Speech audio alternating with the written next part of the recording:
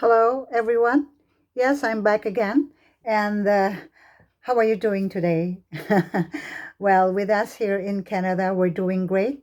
And it's a Saturday morning here. Yeah. So I hope you'll enjoy our topic, our blog for today. I have finally decided to do a topic about like cheating. This topic is all about like how to deal when you find out that your husband or partner is cheating on you. Okay. So, of course, we all believe that this is a shocking, agitating, fear, painful, and I mean, the fear that we have inside us. So, it is like you'll also have an emotional roller coaster for a while. Okay, because it takes time to get beyond the pain or having on having an unfaithful partner or husband or boyfriend, whatever it is. Yes, it takes time. And of course, the best thing that we can do, of course, I know that we will always say that we have given everything, we have been good to him or to her, we have exerted our effort, given all our time and the love that we have. And so, talagang nakaka-depress. It's so painful. Okay, okay. And of course, everybody will understand how you would feel about things. So, but then, first of all, I would like to suggest, okay, this is just an advice or a suggestion from a mother like me. It's coming from a mom's mouth, okay? And well, first of all, when you find out that he's been cheating you, I would suggest that you don't need to seek revenge. Huwag kayong gumante. Because the more that it will become um, complicated, okay? Um, well, of course, being betrayed by your partner can induce rage. Siyempre, that's part of our feelings. In your furious state, your first instinct may be like to punish your partner or talking to him to friends or worse on social media. If possible, please avoid that. Okay. And siyempre, alam ko naman na it's really painful, and think before you tell your family as well, kasi kasiraan din niya yun eh. Kasiraan yun dalawa. If ever you have to tell it to everybody, just for you to ease the pain, okay? And as I've said before on my previous blog, if there is something else or someone else that you would like to talk about the painful experience that you have, talk to somebody who's very, very close to you, okay? So, alisin nyo muna, wag muna sa family nyo. I mean, like your parents, your brothers, sisters. Kasi, that will, tatatak yun eh. It will put a mark on him. So, tapos later on, you'll be fine. You'll be okay. And then, of course, what's gonna happen is that your family or your parents would feel bad about him. So that will be the start of another confusion or things like that. Okay. And another thing is that you need to be able to take care of yourself.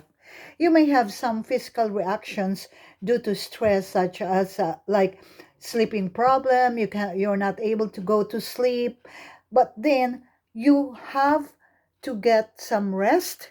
You need to eat healthy foods, as I always say, and of course you get some exercise each day. So another thing is avoid the blame game. Okay, like for example, oh, maybe because like you would even blame yourself without being aware of that. Have pity on yourself, please. Do not blame yourself. Like siguro sasabihin nyo, you would think that probably I was not good in sex. Probably I didn't give him enough. I didn't do enough for him. No, no, that's not true. Because if a person truly loves you, no matter what you are, kahit na even if you do not know how to cook, as long as he love you, then There's no reason for him to cheat on you. I never and will ever believe in that. Okay? Blaming someone else, especially yourself. And at the same time, even if you have decided, for example, like don't put yourself in a self-pity situation. It will only make you feel more helpless and bad about yourself. Okay? You have to you have to figure out. But of course, I understand that you need to cry, you're emotional, stress, everything. It's what you need to do is to kneel down and pray. Oh my God, believe me, God will always be there for you. Okay? Instead of getting angry, instead of making things worse. And another thing that you need to really take care are your kids. If you're married and you have children, okay, this situation, remember that this situation is just between you and your husband, partner, or boyfriend. And children, if you have children, okay, it should not involve your children, even if you have decided to end your marriage. Sharing details about the affair will only put your kids in an untenable position, causing them anxiety, making them feel stuck in the middle and forced to take sides. That's not good. Okay? Kasi you have to look after your children. Huwag silang maggalit o magdamdam kahit sa'yo or to sometimes, even if you tell your children, I have heard stories that the mother would tell the children about what the dad did. Your dad cheated on me, and like he got another woman, and blah blah blah blah blah blah. You know what? Sometimes the children will never ever understand. Okay, they may side on you for the meantime, but then their father or their mother will always be their parents. They might look at that just like as a simple problem. They will not feel what you will feel, like the pain. No, it is only you who can feel the pain, the fear, the anxiety, everything. But the children will listen to you. But don't you know that if ever you're gonna tell your children about what's going on with you and your husband, it will only get worse. And without your being aware, they might even side, they might even side to the other side. Sa kabila sila magsaside without your knowing. Ngayon, sasama naman loob mo sa mga anak mo because you would tell them, how come you don't understand me? How come you always side to the other person? I mean, to your dad or to your mom. Don't you realize that he hurt me? So, yan, ngayon, kayo naman ang mga anak nyo ang magkakaproblema. Okay? So I would suggest that, of course, you need to pray. You seek counseling. Okay? Don't try to get through coping with unfaithfulness alone. Okay? Before you make any decisions about whether or not to end your marriage, it's really wise to talk to a couples counselor. Yeah, that's just a suggestion on my end. Okay, you can ask your partner questions and share your feelings without losing your cool. Okay, I know that there will be a time that you will be crying and crying and really get rage with what he has done, but wait for the time when you cool down, and that's a time you need to talk to him seriously. Okay? Well, if he tells you that, I'm sorry, I do not love you anymore, I'm sorry that I have decided to leave you, well, that's another pain.